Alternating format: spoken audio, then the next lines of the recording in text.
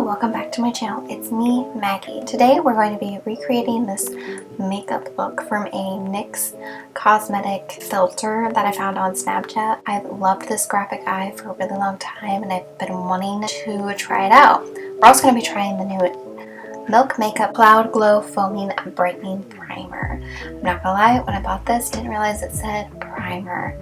And I would say this is one of those things that if you don't like a really thick primer, or you just want hydration without it really like messing with your skin, like your makeup later, this would be for you. I was not like super impressed. It does leave like a tacky finish, which is good for putting makeup over so it like blends and doesn't get all pilly. It says it can be worn up to 12 hours with makeup or without, and I'm definitely gonna probably start using this more as a skincare during the day when I'm not wearing makeup, just because I really didn't feel like it did anything different for my makeup, and I tend to prefer a more pore filling primer anyways. For the eye look, before we start the graphic eye, I just did a nice bone color all over the lid and a grayish, which is like a brown gray color, into the crease, just to have a little base. But you don't have to do that. You could just do the graphic eye and that's it. And this wasn't included with the filter, but I did add my Lisa Eldridge Kitten Flick liquid eyeliner in black, and I did create a little kitten flick. In the photo, that's what I already had on, and I really felt like it was just like a nice enhancing eye quality to it that I wanted to add it to the graphic eye, and it really helps make me figure out where to put the lines at too. Obviously the filter was promoting 2 NYX liners, but the reviews on those weren't like that good, so I did not pick those up and I decided to shop my stash instead. We're first going to be going in with the yellow color, and we're taking the AF94 69 gel liner in Hot Summer Night. You have to really warm this up on the back of your hand first before going in with it, but I started with the under eye and then I drug it up underneath that cat wing. And if you wanted to make it sharper, since you already don't have your base on yet, it's easy to use like a little pointed Q-tip or just your finger to like make it more pointy.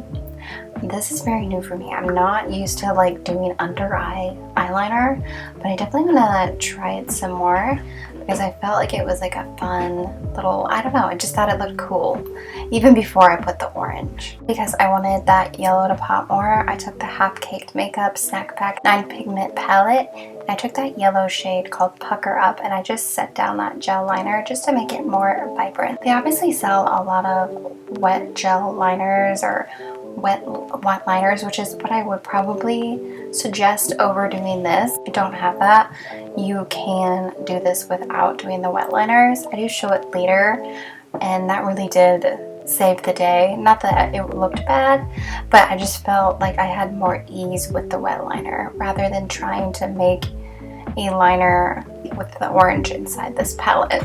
Following the filter, it did have the yellow on the inner corner and it didn't connect at the outer edge. You just do like most of your eyelid and then stop at that little cat flick. You like for Halloween, if you were going to be Pikachu, that really shows how much knowledge I have on Pokemon stuff. You could do this eye look and it would really give Pikachu.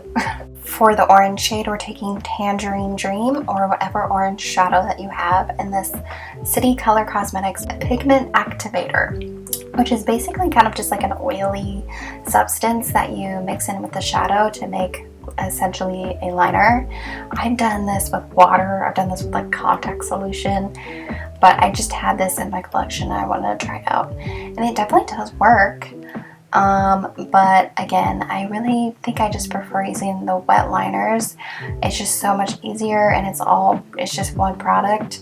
I will show you the brick later, but you can get the brick that I'm talking about on Amazon for like $7, and it comes with a bunch of fun neon shades that also are glow in the dark, which is fun. But again, once I got the liner where I wanted, I set it down with a little shadow.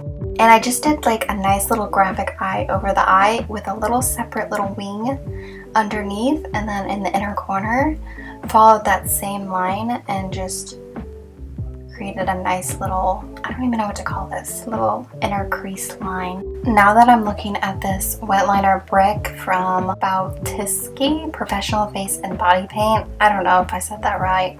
There was an orange and yellow, so I could have definitely done both.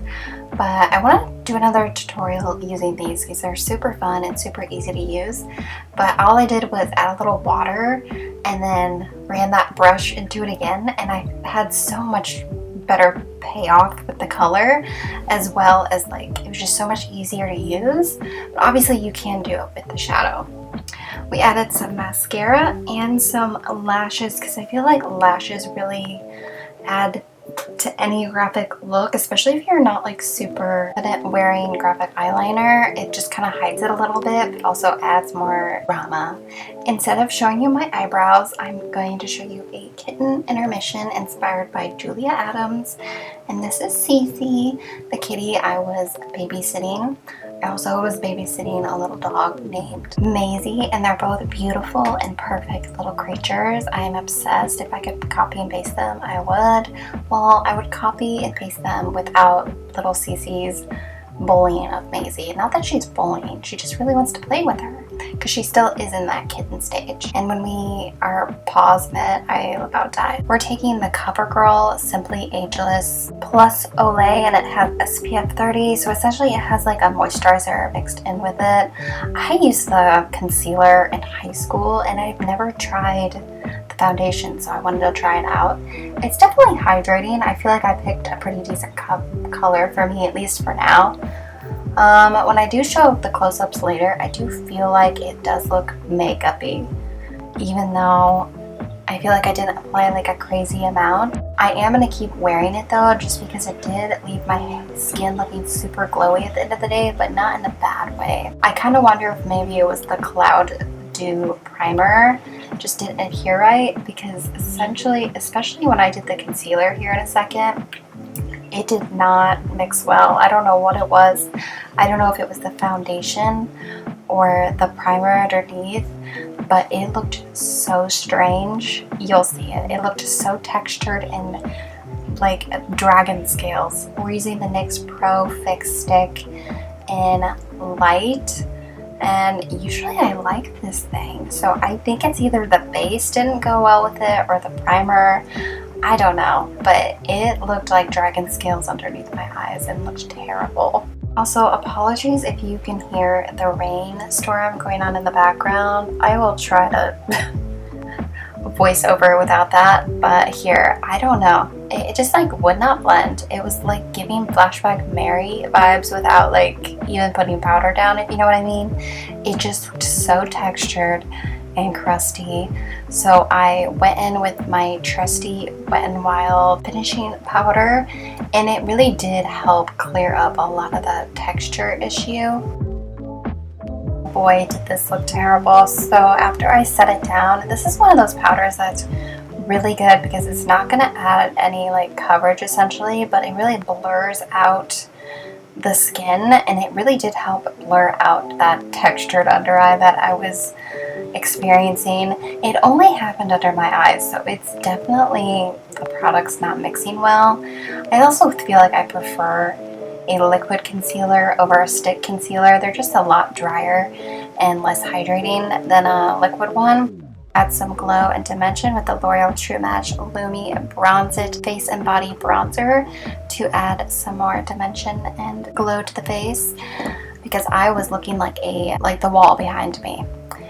This is such a good summer bronzer because it's matte but also has a little bit of shimmer, so it adds a little bit of a glow. And we are definitely needing it after the trauma of that concealer making us look like basically like a ball sack. But anyways, we're going to be going in with the e.l.f. Camo Liquid Camo Blush and Sauve Mauve, which is a nice muted pink. Usually I would like to do this over not powdered skin, but I forgot. But I put it on the back of my hand, buffed it in with a brush, and buffed it onto the skin, and it didn't make it patchy or lift the makeup, so that was a good sign, because usually when you put a liquid over a powder, it's gonna like lift the makeup or make it look patchy, but this looked beautiful.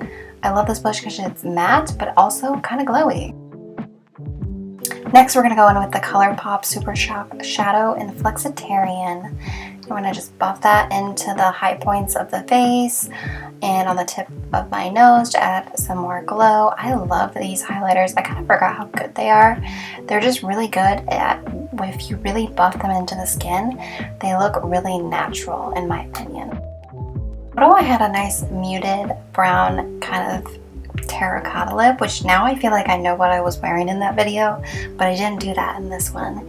I started with my e.l.f. Instant Brow Lift brow pencil, but I was hating that, so I went with the Colourpop So Juicy lip liner in the shade ETA, which is a nice deep rose. And the lips, we are going to take the L'Oreal Paris Infallible Matte Resistance with a good lipstick in the shade 230 Shopping Spree, which is a nice like terracotta like pink color. I was okay with this. It looks okay. It looks good. It looks good. It's just makeup, you know. But I did go ahead and take some concealer and like make it a little bit lighter. And then I also took my NYX Plumping gloss in the shade Mauve Out of My Way, just to add a little bit more pinkness to it. I don't know why, because the lip was nude, but I feel like the glossy lip added to this look. It's super cute. I was loving it at the end. It's definitely different for me because I've done graphic eyes before, but definitely never ones like this. I feel like I did a pretty good job recreating this filter makeup. I feel like if you have Snapchat or anything, definitely look for those graphic eye filters because it could be very inspiring, and you can see if you would even like it before you even do it. I'm going to leave you with this adorable clip of Maisie in the background. She was just standing there like a little weird puppet staring at me the whole time, and I didn't even know it. But look how adorable she is. Absolute baby perfection. But don't forget to like, subscribe, and comment below. Bye!